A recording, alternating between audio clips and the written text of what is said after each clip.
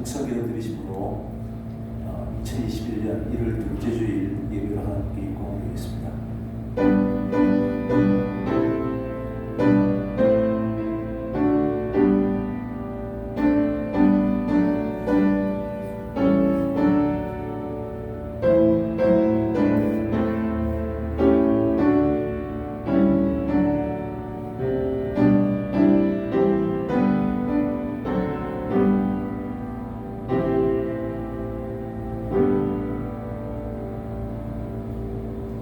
내가 보기에 의를 행하며 내 계명에 귀를 기울이며 내 모든 규례를 지키면 내가 애국 사람에게 내린 모든 질병 중 하나도 너희에게 내리지 아니하리니 나는 너희를 치료하는 여호와이니라.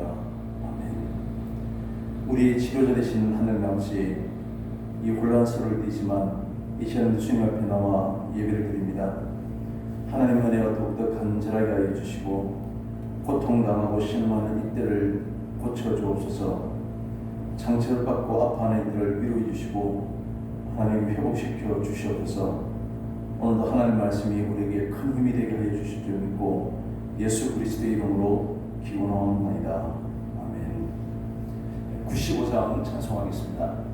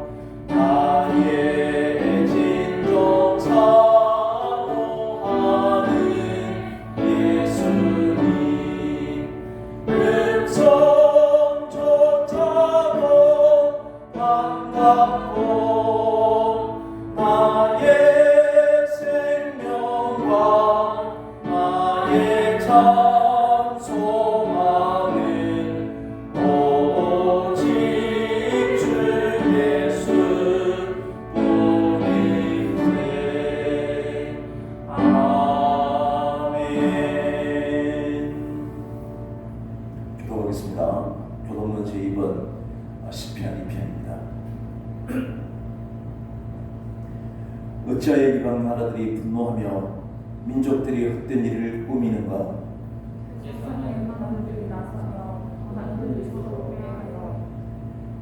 여호와와 그의 기름 부음 받은 자를 대적하며 우리가 그의 맹독을 끊고 그의 결과를 부숴버리자 합니다. 하늘에 계신 이가 웃으시며 주께서 그 때에 불을 바라며 진노하사 그들을 놀라게 하여 이르시기를 내가 나의 왕을 내 거룩한 산 시온에 세웠다 하시리로다. 내가 여호와의 명령을 전하노라. 여호와께서 내게 이르시되 너는 내 아들이라. 오늘 내가 너를 낳았도다. 내게 구하라. 내가 이방 나라를 내 유업으로 주리니. 내 소유가 땅끝까지 이르리로다. 아멘. 사도신경으로 신앙 고백하겠습니다. 전능하사 천지를 만드신 하나님 아버지를 내가 믿사오며 그 외아들 우리 주 예수 그리스도를 믿사오니 이는 성령으로 잉태하사 동정녀 마리아에게 나시고 본디오 빌라도에게 고난을 받으사 십자가에 못 박혀 죽으시고 장사한 지 사흘 만에 죽은 자 가운데서 다시 살아나시며 하늘에 오르사 전능하신 하나님 우편에 앉아 계시다가 저리로서 산자와 죽은 자를 심판하러 오시리라. 성령을 믿사오며 거룩한 공의와 성도가 서로 교통하는 것과 죄를 사하여 주시는 것과 몸이 다시 사는 것과 영원히 사는 것을 믿사옵나이다. 아멘. 찬송가 251장입니다.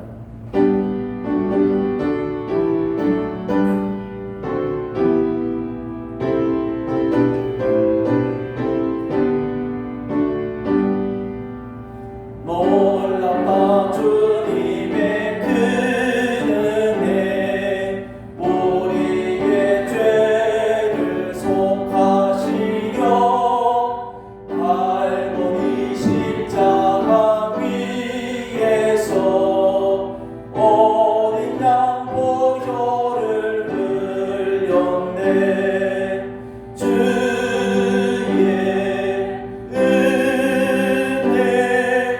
우리의 죄를 다시 섰네. 주의 은혜 우리의 죄를 다시 섰네. 죄악은 성난 파도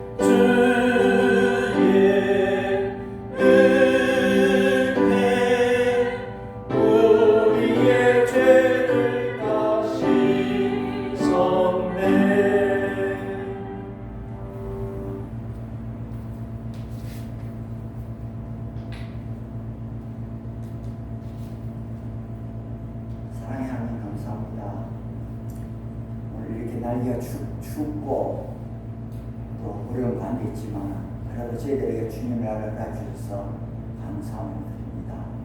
그러자는 우리가 하나님 앞에 이 어려운 시기일지라도 하나님께 무엇을 감사해야 될지를 한번 생각해 볼 수 있는 저희들 되게 해주셨기를 간절히 기도함을 드립니다. 지난 한 주간 동안도 어려운 가운데서 하나님께 지켜주시고 보호하여 주시고 함께할 수 있는 감사함을 드립니다. 때로는 우리가 힘들고 어려울 때일수록 우리가 더욱더 주님을 바라보면서 말씀을 사모하면서 우리 주님의 십자가를 바라볼 수 있는 저희들을 다 되게 해주셨기를 간절히 기도함을 드립니다. 또한 한 주 또한 저희 세상에 살면서 하나님과 사람들 앞에서 혹시 잘못된 게 있으면 이한 시간 먼저 회개하고 자복할 수 있는 시간 되게 해주셨고 하나님께로부터 먼저 용서를 받는 시간이 되게 하여 주셨기를 간절히 기도함을 드립니다. 아버지 하나님, 이 어려운 시국이 아버지 하나님, 이스라엘 민족이 광야에서 40년간 비난구에 비하면 어떤 비교가 되겠습니까? 그들은 참 광야에서 40년을 헤맸지만 우리들은 1년을 이렇게 어렵게 지내면서도 아버지 하나님 힘들어하고 있습니다. 그러나 때로는 우리가 힘들고 어려울 때일수록 우리 주님을 더욱더 가까이 할 수 있는 제들 되게 해주셨고 말씀을 더욱더 사모할 수 있는 제들 되게 해주셨고 오히려 하나님께로 고개를 돌리고 기도할 수 있는 제들 되게 해주셨기를 간절히 기도함을 드립니다. 비록 아직까지도 우리가 이렇게 비대면 예배로 드립니다.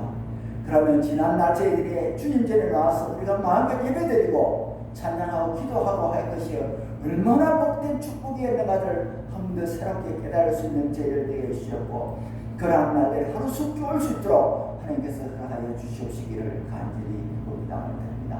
아버지 하나님, 특별히 이제 새해도 시작되었습니다. 아버지 하나님, 우리가 새해에는 여러 가지 다짐도 하고 결심도 하고 아버지 하겠다고 아버지 하나님 생각도 해봅니다.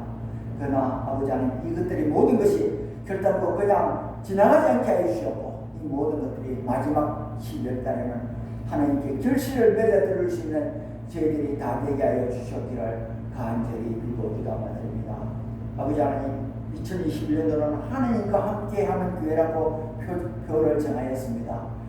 저희 교회가 하나님과 함께하고 우리 성도님들이 하나님께 함께하여 주시고 아버지 하나님, 어린 아이 유아로부터 나의 많은 어르신까지 하나님께서 함께하는 한 해가 되게 해주셨기를 간절히 기도함을 드립니다. 우리가 하나님과 함께한다면 내가 못할 일이 없다, 못할 능력이 없다는 것을 한 번 더 새롭게 깨달을 수 있는 저희를 되게 해주셨고 아버지 하나님, 저희를 하나님과 함께해서 능력자가 되게 해주셨기를 간절히 바라며 그로 인해서 하나님께 영광을 돌리는 저희들이 다 되게 해주셨기를 간절히 기도함을 드립니다. 이렇게 추운 일기 가운데도 우리 병상에 있는 우리 권사님과 집사님 있습니다. 하나님 꼭 기억하여 주시옵시고 건강을 회복하여 주시옵기를 간절히 기도함을 드립니다. 우리 하나님께서 부르시는 그날까지 아버지 하나님 마음 단단히 들고서 십자가 붙들고서 늘 기도하며 늘 하나님을 주님을 묵상하며 사랑할 수 있는 우리 권사님과 집사님 되게 해주셨기를 간절히 빌고 기도함을 드립니다. 아버지 하나님, 오늘 또 목사님께서 말씀을 전하실 것입니다. 그 말씀이 참 우리의 마음속이 오토밭이 되게 해주셨고 우리의 마음속에 그 말씀을 받아들여서 30배, 60배, 100배의 결실을 내릴 수 있는 저희들 되게 해주셨고 또 한 주간 동안 삶이 이정표가 되게 해주셨고 우리 인생의 삶의 이정표가 되게 해주셨기를 간절히 빌고 기도함을 드립니다. 우리 사랑의 교회에 속한 모든 성도님들 아버지 하나님께서 불꽃 같은 눈동자로 지켜주시고 보호하여 주셨기를 간절히 빌고 기도함을 드립니다.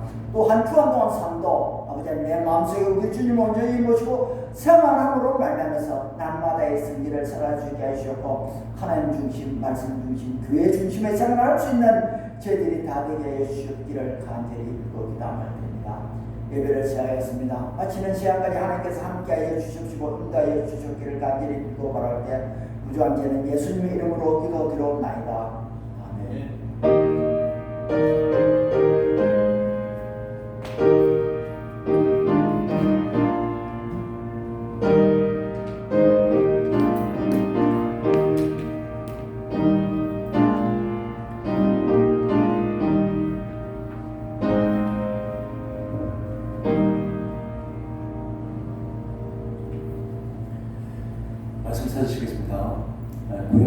신약성경 학개서 1장 1절에서 6절까지 보시겠습니다.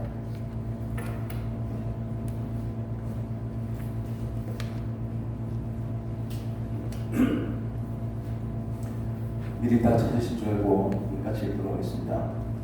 다리오 왕 제2년 여섯째 달 그 달 초하루에 여호와의 말씀이 선지자 학교로 말미암아 사알디엘의 아들 유다 총독 스룹바벨과 요사닥의 아들 대제사장 여호수아에게 임하니라. 이르시되 만군의 여호와가 이같이 말하여 이르노라. 이 백성이 말하기를 여호와의 전을 건축할 시기가 이르지 아니하였다 하느니라. 여호와의 말씀이 선지자 학개에게 임하여 이르시되 이 성전이 황폐하였거늘 너희가 이때에 판벽한 집에 거주한 것이 옳으냐. 그러므로 이제 만군의 여호와가 이같이 말하노니 너희는 너희의 행위를 살필지니라. 너희가 많이 뿌릴지라도 수확이 적으며 먹을지라도 배부르지 못하며 마실지라도 흡족하지 못하며 입어도 따뜻하지 못하며 일꾼이 삭을 받아도 그것을 멍 뚫어진 전대에 넣음이 되느니라. 아멘. 성탄 전주일부터 하나님의 예비하심, 또 하나님의 인도하심, 지난주에는 제 첫째 주일에 하나님의 함께하심이라고 하는 제목으로 3주에 걸쳐서 말씀을 함께 나눴습니다. 2021년 한 해 동안 여호수아에게 저러나 우러나 치우치지 아니하고 하나님께서 인도하심에 따라서 붙잡혀서 살아갈 그 이스라엘 백성들이 하신 말씀을 통해서 하나님과 함께하는 교회라고 하는 제목으로 표로 우리가 살려고 합니다.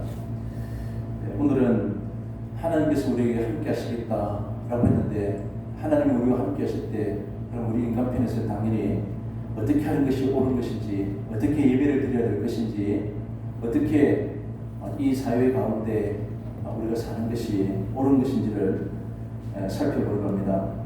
오늘 학기스 전체에 주제승구라고 할 수 있을 4절의 말씀, 이때에 판벽한 집에 거주하는 것이 옳으냐, 이때에 판벽한 집에 거주하는 것이 옳으냐라고 물으시는 말씀처럼 이때 우리가 이렇게 예배드리는 것이 옳으냐, 이 시대에 우리가 이렇게 사는 것이 옳으냐 라고 하는 고민들을 하게 합니다.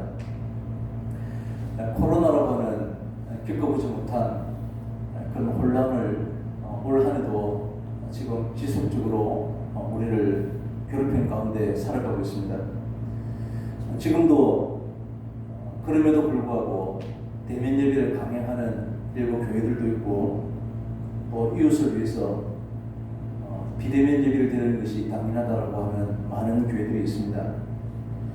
지금 이 상황에서 어떻게 해야 하나님이 영광을 받으실지, 어떻게 해야 우리가 5년 뒤 또 10년 뒤에 우리 다음 세대들이 예수님을 믿는 그런 자리로 나아가게 될 것인지 무척이나 고민하게 하는 그런 시대입니다. 우리의 정체성을 지켜야 된다고 3.1 독립운동을 하듯이 주장하는 교회들이 그 대면 예배 가운데 퍼져나간 확진자들 때문에 사업과 장사를 접어야 하고 또 눈물 가운데 고통 가운데 삶을 포기할까 울부짖는 그런 울부짖음을 듣지 못한다면 우리가 과연 예수님의 음성을 따르는 양들인가 하는 그런 생각들을 하게 합니다. 예수님께서 이 땅에 오셔서 로마를 정복시키고 또 모든 역사들이 당시의 국가들의 잘못을 방황하고 자신들의 나라를 뒤집었는지를 돌아보면 지금 우리가 어떻게 대처해 나가야 할 것인지를 우리가 나가야 될 길을 알게 될 것입니다.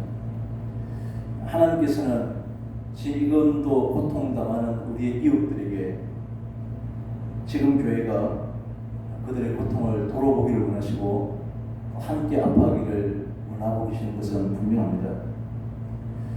지난 한 주간 사회면 뉴스를 접하면서 마음이 굉장히 무거웠습니다. 이미 다 아시겠지만 그냥 지나쳤는데 16개월 된 아이를 학대하고 사망 이르게 한 그런 사건입니다. 예수님께서는 지극히 작은 자에게 한 것이 곧 나에게 한 것이다 라고 말씀하셨는데 이 아이는 양부모 밑에서 또 그것도 더 충격적인 것이 전통적인 그런 신앙의 가정 속에서 자랐던 그런 양부모입니다. 아마 이 양부모는 이 아이를 입양하는 것이 과시용이 아니었나 하는 생각을 갖게 됩니다. 어쩌면 처음부터 그렇게 나쁜 마음을 먹지는 않았을 것이 분명할 것이다 라고 혼자 생각해 봅니다. 어떤 이유로든 이 아이를 때리고 괴롭히고 학대를 받기 위해서 결국은 죽음이 되겠습니다. 지금 이 시대에 그리스도인이라고 하는 괴물이 어떻게 존재하고 있는지를 우리에게 보여주고 있는 것 같습니다.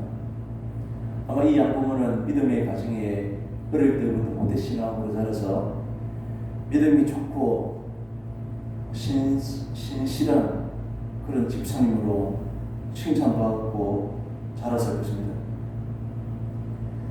아무리 우리끼리 칭찬을 받고 신실한 성도로 할지라도 그 사람이 어떤지는 그의 삶을 자세히 들여다보기 전까지는 참 알기가 어렵습니다. 아마 이 부모는 한 번도 주의를 빼먹지 아니하고 이 코로나 시대지만 비대면 예배도 성실하게 들었던 그런 부모였을 것입니다. 그러나 그들은 그럼에도 불구하고 우리끼리는 칭찬받았지만 차가운 종교인에 불과했습니다. 왜 이런 일이 일어났을까? 특히 입양한 아이가 우리 기독교 구원의 문턱을 가정에 들어와서 구원받는 백성으로 자라갈 수 있는 그런 기회들을 내 죽음에 몰게 되었을까? 비록 믿음의 가정에서 자랐지만 인격적으로 예수님과 만남이 없었기 때문입니다. 극복에는 어떠하든지 실제적인 신앙의 현주소는 그냥 하나님 이름을 걸고 다니는 하나님을 액세서리로 정도로만 생각했을 것입니다. 보이기 위한 그 전시용 믿음이었지 하나님 중심에 서 있는 바른 믿음은 결코 아님을 알 수 있습니다. 그동안 오랫동안 로마서를 살피면서 오직 믿음으로 구원에 이른다는 교리만 강조한 것이 아닌가 하는 마음을 갖게 했습니다. 우리 성도들이 삶을 통해서 보여줘야 될 회개에 합당한 열매가 무엇인지를 우리 생각해야 할 것입니다. 오늘 본문은 하나님께서 학계 선지자에게 하시는 그런 말씀입니다. 개인에게 하시는 말씀이 아니라 학계 선지자를 통해서 그동안 16년 동안이나 공사가 중단된 성전 공사를 재개하라고 하는 그런 말씀입니다. 유대인들이 바벨론 포로 생활에서 돌아온 것은 마치 코로나 시대가 끝이 나서 우리가 정상생활로 돌아가는 것과 비슷해 보입니다. 전혀 비정상적인 포로 생활에서 이제 정상적인 생활로 돌아와서 성전을 재건하고 하나님께 예배드려야 했듯이 우리 특별한 상황 가운데 비록 비대면 예배를 드리지만 이 모든 것이 회복되고 나면 우리 다시 대면 예배를 드릴 때 어떻게 하나님 앞에 예배 드리는 것이 옳은 것인지를 생각해 보려고 하는 것입니다. 오늘 학계 선지자에게 하나님께서는 네 번에 걸친 메시지를 주셨습니다. 그 첫 번째 계시가 1절에 나와 있는 대로 다리오 왕 제2년 6째 달이라고 말합니다. 이 시대의 배경을 우리가 살펴봐야 할 텐데 남왕국 유다는 586년 시드기야 왕 때 바벨론 느부갓네살 왕을 통해서 나라가 멸망했습니다.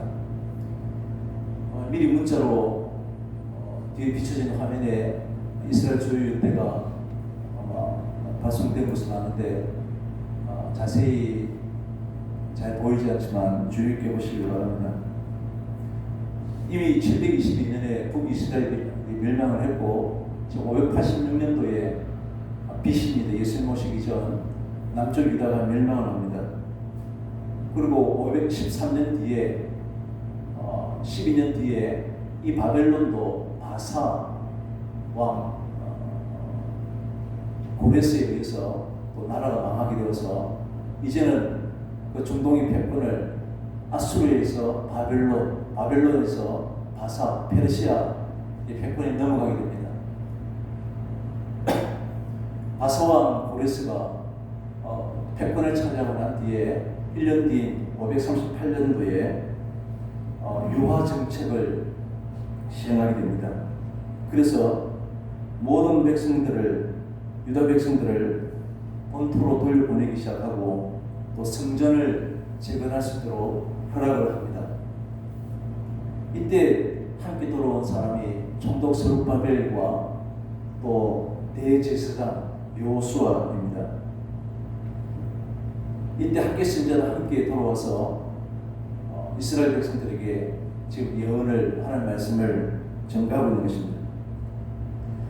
이들은 율법을 그동안 잘 지키지 아니하고 우상 숭배로 말미암아서 하나님의 나라가 멸망에 이른 것을 그들은 깊이 깨닫게 되고 그들이 회복되고 나면 성전도 재건하고 그들의 신앙도 재건할 것이다 라고 다짐했을 것입니다. 그리고 돌아오고 난 뒤에 실제로 그렇게 시행을 했습니다. 그런데 성전 재건하는 것을 못마땅하게 여긴 사마리아 총독들과 사람들 때문에 이 바사 아닥사스다 왕에게 상소를 올리게 됩니다. 그리고 다리오 왕, 아닥사스다 왕 다음에 다리오가 왕이 되었을 때에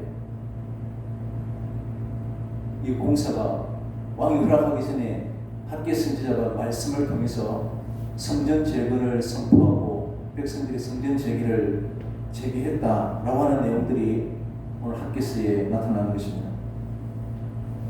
이때 또다시 사마리아 총독들이 다리오 왕에게 상소를 보내지만 다리오 왕은 예전에 고레스가 조서를 보낸 것을 발견하고 또 경비까지 대주면서 성전 공사가 완공되도록 적극적으로 허락을 해주게 됩니다. 이제 학계의 메시지를 통해서 성전 공사가 시작이 된 뒤에 4년 뒤에 BC 516년도에 완공이 됩니다. 586년도에 멸망을 하고 516년도에 성전이 다시 재건되는 이 70년 동안에 일어난 일입니다. 에스라 5장 5절을 보면 하나님이 유다 장로들을 돌보셨으므로 그들이 능히 공사를 막지 못하고 이 일을 다리오에게 아뢰고 그 답장이 오기를 기다렸더라 라고 말합니다. 오늘 이 학계를 통해서 주시는 하나님 말씀을 통해서 다리오 왕으로부터 명령이 내려오기 전에도 이스라엘 백성들이 공사를 재개했고 그럼에도 하나님이 사마리아 총독들이 이 공사를 막지 못했다라고 말하는 것입니다. 그렇다면 이미 16년 전에 공사를 시작하고 14년 전에 공사를 완공하지 못한 이유가 무엇일까 하는 생각이 듭니다.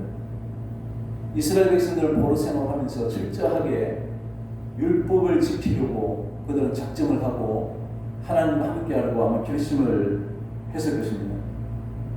경제적으로 궁핍하고 어려웠음에도 불구하고 성전 재건을 위해서 그들이 열심을 내었지만 오히려 그들의 생활이 안정되기 시작하니까 공사가 중단이 되고 말았습니다. 학계는 이전의 성전 영광을 상기해보라고 강조를 하는데 아마 이 학계 선지자도 유다가 멸망할 때 느부갓네살 왕을 통해서 성전이 파괴되는 것을 보았을 것으로 여겨집니다. 성전이 파괴되고 난 뒤에, 그러니까 유다가 멸망하고 난 뒤에 50년 뒤 공사가 시작되고 중단되었다가 지금 70년 만에 성전이 완공되게 됩니다. 그렇다면 이 학계 신자는 나이가 최소한 70 이상은 되어야 됩니다. 어릴 때 보았다면 80세 정도는 되었을 것입니다. 이 학계 선지자에 대해서 구체적으로 어떤 분인지 우리가 알 수 없지만 이 선지자가 활동하는 기간도 그렇게 길지 않습니다. 이 학계 선지자는 인생 말년에 어렵고 힘든 위기 상황 가운데 목숨을 걸고 하나님의 말씀을 전한 그러한 선지자로 보여지는 것입니다. 오늘 이 학계의 메시지는 성전 재건이라고 하는 한 가지 주제만 계속해서 집중해서 선포하고 있습니다. 이제 이스라엘 백성들이 더 이상 핑계대지 아니하고 진심으로 스스로를 돌아보고 신앙으로 회복되기를 바라는 그러한 메시지입니다. 이 사절에 이 성전이 황폐할 것을 너희가 이때에 판벽한 집에 거하는 것이 옳으냐라고 말씀합니다. 이것이 진지한 회개와 또한 엄숙한 결단을 요구하는 강력한 그런 도전이 되었습니다. 너희들만 그럴싸한 집에서 안락하게 지내지 말라라고 말씀하는 것입니다. 하나님께서 은혜를 베푸실 그 처소는 집다감한 상태로 버려져 있지 않느냐. 그러면서 너희들은 편안한 집에서 잠을 잘 수 있느냐라고 묻고 계십니다. 이 판벽한 집은 화려하고 아름다운 집을 말하는 것이 아닙니다. 원어로는 단순하게 지붕을 얹고 또 그걸 막을 수 있는 판자로 가렸다는 그러한 뜻입니다. 성전이 파괴되어서 지붕과 벽도 없는 그런 비참한 상태를 강조하고 있는 표현입니다. 죄를 사하는 은혜를 베풀게 되는 그런 언약궤가 성전 안에만 모셔져 있습니다. 이 성전이 완성되어야만 나라가 온전히 서게 될 것이고 백성들의 삶도 율법에 따라서 공평하게 관리될 수 있었던 것입니다. 재정일치 사회였기 때문에 정치나 또 재판이나 모든 것들이 성전을 중심으로 이루어졌던 것입니다.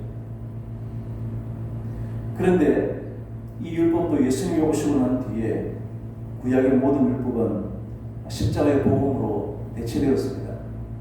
이것을 히브리서 9장 10절에서 이런 것은 먹고 마시는 것과 여러 가지 씻는 것과 함께 육체의 예법일 뿐이며 계획할 때까지 맡겨둔 것이라. 계획할 때까지 예수님이 오실 때까지 맡겨둔 것이라고 말합니다. 하나님께서 말씀하시는 이 도전을 오늘날 이 시대에 적용할 수 있을 것입니다. 단순히 교회에 모여서 예배를 드려야 된다라고 하는 말씀만으로는 부족합니다. 예배를 어떻게 드려야 할지 질문한 사마리아 여인에게 요한복음 4장 21절에 예수님께서는 이렇게 말씀하십니다. 이 산에서도 말고 예루살렘에서도 말고 너희가 아버지께 예배할 때가 이르리라. 너희는 알지 못하는 것을 예배하고 우리는 아는 것을 예배하노니 이는 구원이 유대인에게서 남이라. 아버지께 참되게 예배하는 자들은 영과 진리로 예배할 때가 오나니 곧 이때라. 아버지께서는 자기에게 이렇게 예배하는 자들을 찾으시느니라 라고 이렇게 말씀하셨습니다. 예배의 장소가 중요한 것이 아니라 아는 것을 예배하는 것이 중요한 것임을 말씀하십니다. 그러면서 구원이 유대인에게서 난다 라고 말씀하십니다. 사마리아 여인을 차별하기 위해서 하시는 말씀이 아닙니다. 유다 지파 다윗의 후손 가운데 메시아가 나고 그가 십자가에 죽으심으로 이루신 그러한 구원을 알아야만 참된 예배가 된다라고 말씀하고 있는 것입니다. 코로나 이후에 우리 함께 모여서 예배드리는 것은 너무나 당연하지만 더 중요한 것은 예배의 장소가 아니라 무엇을 예배하는지를 아는 것이 중요한 것입니다. 우리는 예배를 통해서 예수님의 십자가의 은혜와 긍휼과 구원을 선포하고 성령께서 역사하셔서 이 세상의 온갖 유혹들로부터 유혹되어 있는 우리의 영혼들이 그 예배를 통해서 구원받아야 하는 것입니다. 우리가 이것에 부심되어 있으면 지금 코로나 사태의 가운데서도 넉넉하게 이겨나갈 수 있을 것입니다. 그런데 문제는 지구 온난화가 멈추고 인간의 거주 환경이 획기적으로 개선되고 인간의 모든 탐욕이 경쟁이 멈추지 않는 한 어쩌면 더 강력한 바이러스가 계속 생길 수도 있을 것입니다. 우리 지금 같은 모습으로 계속 살아가야 될지도 모르겠습니다. 하나님께서는 그때를 대비해라고 지금 우리를 훈련시키고 계시는지도 모릅니다. 하나님께서는 학계 선지자를 통해서 성전을 재건시켰음에도 불구하고 율법을 수여하신 뜻대로 그들이 준행하지 않으면 바벨론 포로 때처럼 그들을 외면하실 것이다 라고 말씀하십니다.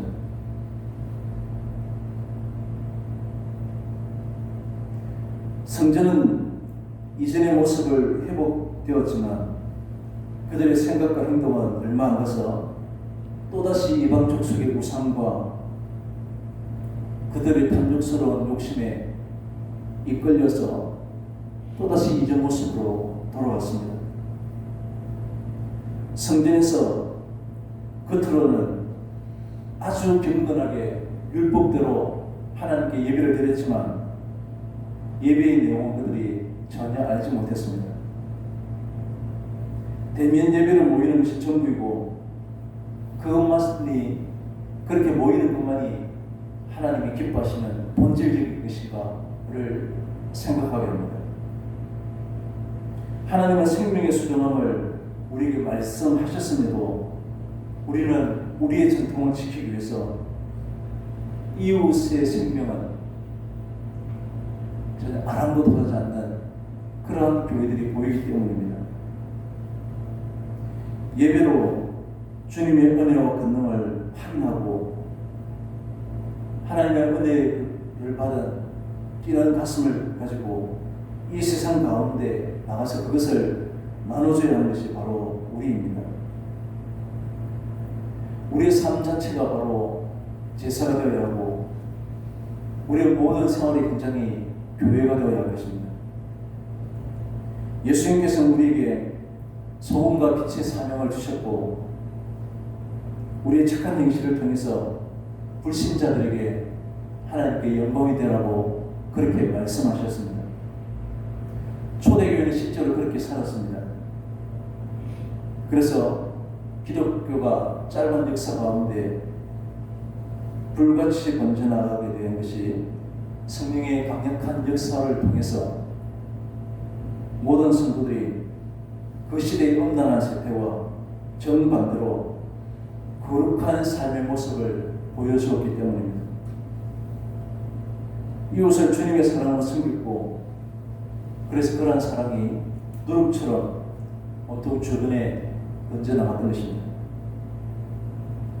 지금은 오히려 4절 말씀이 이 성전이 황폐할 것을 너희가 이때에 판백한 집에 거주하는 것이 옳으냐 라고 이 말씀이 너희가 코로나 사태를 겪어도 완벽한 예배당 안에서만 거주하는 것이 옳으냐? 라고 우리에게 말씀하시는 것처럼 그렇게 들려집니다. 우리끼리 예배드리는 것은 이렇게 온라인 예배만으로도 충분할 것입니다. 우리가 회복되어도 온라인과 오프라인은 병행하게 될 것입니다. 장소와 형식에 관계없이 더욱더 진실하게 교제할 수 있는 소규모 모임을 우리가 더욱더 절실하게 되었고 또 활성화되고 있기 때문에 어쩌면 지금처럼 이 건물의 역할들이 많이 줄어들게 될 것입니다. 예수님께서는 예루살렘을 향해서 강도의 불을 높여냈다고 내한치시고 장사치들을 다 내쫓으셨습니다. 성전이 돌 위에 돌 하나도 남지 아니하고 무참하게 파괴될 것이다 라고 예언하셨습니다. 1차 솔로몬 성전이 무너지고 오늘 이 스룹바벨 2차 성전인 스룹바벨 성전이 또한 무너지게 되는 것입니다. 헤롯을 통해서 무너진 성전이 또다시 완공되었지만 이 또한 무너지고 지금 흔적도 없고 그 예루살렘의 화려하고 아름다운 성전은 이슬람 성지가 되고 말았습니다. 예배로 모이는 장소가 문제가 아니었고 아는 것을 예배하지 않았기 때문입니다. 하나님의 본체이신 예수님께서 이 땅에 오셔서 하늘을 거룩하고 아름다운 빛을 비추어 주셨지만 백성들이 어둠을 더 좋아하고 빛을 싫어하고 빛이신 예수님을 대적했던 것입니다. 예수님께서는 밖에 나가셔서 거지와 장녀와 죄인들과 또한 고아나 과부와 같이 당시에 소외되어 이웃들을 만나고 다니셨습니다. 그런 주님께서 오늘날 이렇게 화려하고 아름다운 예배당 안에 정장을 입은 사람들끼리 모여서 거룩한 얼굴로 경건하게 찬송하고 예배드리는 이러한 곳에만 계시는 분은 결코 아닐 것입니다. 코로나가 종식되면 당연히 우리 함께 모여서 한 목소리로 찬양하고 기도하고 말씀을 듣고 할 것입니다. 과연 그때 우리는 예수님이 어디에 계시는지, 우리가 무엇을 예배해야 하는지, 어떻게 예배해야 되는 것이 하나님과 함께하는 교회인지를 고민하게 하는 것입니다. 이웃과 세상이 어떻게 되든 우리만 천국 가고 형통하면 그만이라는 생각은 우리에게서는 곤란합니다. 그것은 안타깝게도 2000년 전 바리새인들과 별반 달라 보이지 않습니다. 하나님께서는 지금 코로나로 교회가 이 시대에 책임을 다하고 해야 될 사명을 다하지 못하는 것을 우리가 엄중히 경고하고 계십니다. 사회에서 소외받거나 사탄에게 미혹된 자들만 찾아가시는 예수님이 계신 그곳으로 우리가 함께 가지 아니하면 주님은 계속해서 교회 밖에서만 머물러 계실지도 모르겠습니다. 이때 판백한 집과 예배당에 거주하는 것이 옳으냐 라고 하는 학계의 이 외침이야말로 지금 이 시대에 우리가 매일마다 들어야 되는 하나님의 음성으로 들려집니다. 판벽한 집에 완공된 건물 안에서 예배 드리는 것만이 하나님 기뻐하시는 예배가 아니라 지금도 고통당하는 이웃들에게 복음을 들어야 될 그 엄나는 스태 가운데 그들 가운데 하나님 말씀이 선포되어야 하는 것입니다. 안타깝게도 교회 안에서도 복음의 능력으로 변화된 우리 인간성의 실체를 찾아보기가 힘들어졌습니다. 우리의 신앙과 삶이 서로 분리되어 있는 그런 한국교회 모습을 날마다 우리는 보고 있습니다. 정통 신앙으로 우리를 거창하게 우리를 보장했지만 우리 인간성이 심각하게 파괴된 모습을 삶의 기사를 통해서 돌아보게 합니다. 송신신대원 교훈이 학자가 되라, 성자가 되라, 전도자가 되라, 목자가 되라. 그 앞에 첫째가 신자가 되라. 신자가 되어야 그 뒤에 학자가 되고 성자가 되고 목회자가 될 수 있다는 것입니다. 그런데 그러한 신자가 되기 전에 먼저 인간이 되라 라고 하는 말씀이 우리에게 들려지고 있는 그런 시대에 우리가 살아가고 있습니다. 내가 예수 믿는다고 내세우기 전에 먼저 인간이 되는 것이 우선되어야 되는 오히려 그러한 시대에 우리가 살아가고 있는 것입니다. 한국 교회가 이제는 그리스도의 복음과 또 성령의 능력으로 말미암아서 우리의 전인적인 그러한 변화가 일어나는 새로운 공동체로 우리가 새롭게 창조되어야 할 것입니다.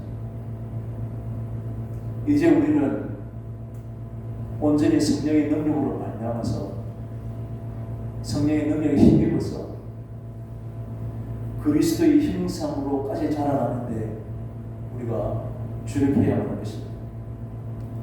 오직 하나님 앞에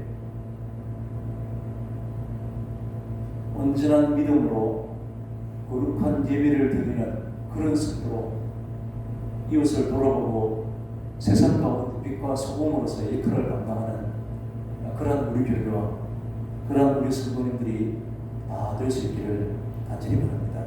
기도하겠습니다. 은혜로우신 하나님 아버지 참으로 감사를 드립니다. 우리의 구원자 되시는 하나님께 온전히 예배드리는 자들 되게 도와주시고 세상의 탐욕과 세상의 영광을 불러가지 않게 도와주시고 겸손하게 우리를 살필 수 있게 도와주시고 먼저 성도가 참된 성도로서의 삶을 살아갈 수 있는 그런 저희들 다 될 수 있도록 하나님 도와주시옵소서. 예수 그리스도의 이름으로 기도합니다. 아멘. 384장 찬송하겠습니다.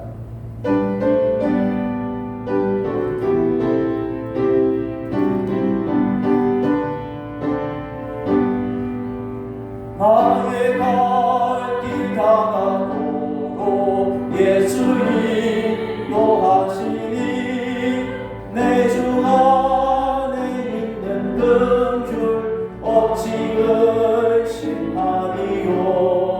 믿음으로 사는 자는 하늘 위로 받겠네. 무슨 일을 만나든지 만사형 통하리라. 무슨 일을 만나든지 만사형 통하리라. 나의 갈 길 다가도록 예수님 노하시니 어려운 일 당할 때도 족하는 해주시네. 나는 심히 고난하고 영혼 매우 가라나. 나의 앞에 반석에서 샘물 나게 하시네.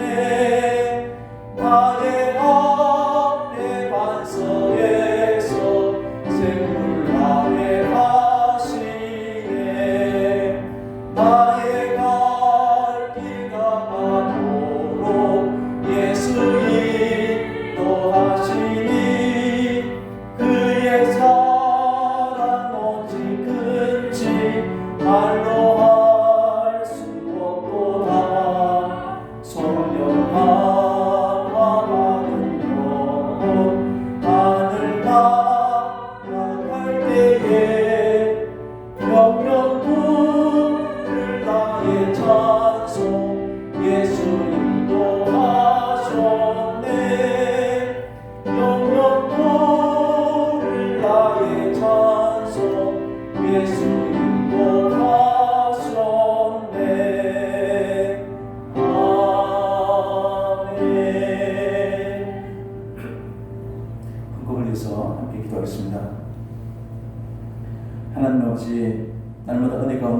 주심을 감사합니다. 하나님, 우리의 마음이 항상 주님 주신 은혜로 풍요롭게 하여 주시고 주님 주신 은혜로 늘 감사가 넘치게 하여 주시옵소서. 하나님, 오늘도 대면 예배를 함께 드리지 못하지만 우리가 마음을 모아서 주님 앞에 귀한 것을 드립니다. 드려진 손길 위에 주님께서 함께 해주시고 오직 하나님이 영광된 곳에 바르게 서있을 수 있도록 우리 주님 인도해 주시기를 간절히 원합니다.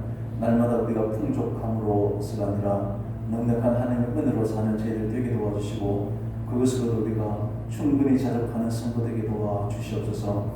세상의 풍요에 눈을 돌리지 않게 해주시고 하나님의 말씀에 늘 우리가 눈을 고정해서 살아가는 그런 은혜를 베풀어 주옵소서. 예수 그리스도의 이름으로 기도드립니다. 아멘. 교회 소식 전해드리겠습니다. 비대면 예배로 우리가 정기제축회와 또 운동회를 하지 못했는데 다음 주까지 비대면 예배로 진행될 것으로 예상이 되고 이제 대면 예배를 드리는 24일 주일 남력을 마치고 난 뒤에 예계산을 위한 제주교로 모이겠습니다. 그리고 한 주 뒤 31일 주일에 예계산을 위한 공동회의가 있습니다. 그리고 힘든 시기지만 하나님 함께 해주시기를 함께 위해서 기도해 주시면 감사하겠습니다. 온라인으로 계좌로 헌금을 드리실 분들은 일반 헌금과 성경 헌금을 구분해서 그렇게 드려주시면 감사하겠습니다. 계속된 비대면 예배로 서로 얼굴을 함께 이룰 수 없지만 개인의 경건에 더욱더 힘을 써주시면 감사하겠습니다. 매일마다 성경 읽는 것과 말씀 묵상하는데 함께 동참해 주시면 감사를 드리겠습니다. 이제 다 같이 마지막 회의 찬송하도록 하겠습니다. 오늘 314장 1절만 드리겠습니다. 내 구주 예수를 더욱 사랑 엎드려 비는 말 들으소서. 내 진정 소원이 내 구주 예수를 더욱 사랑 더욱 사랑.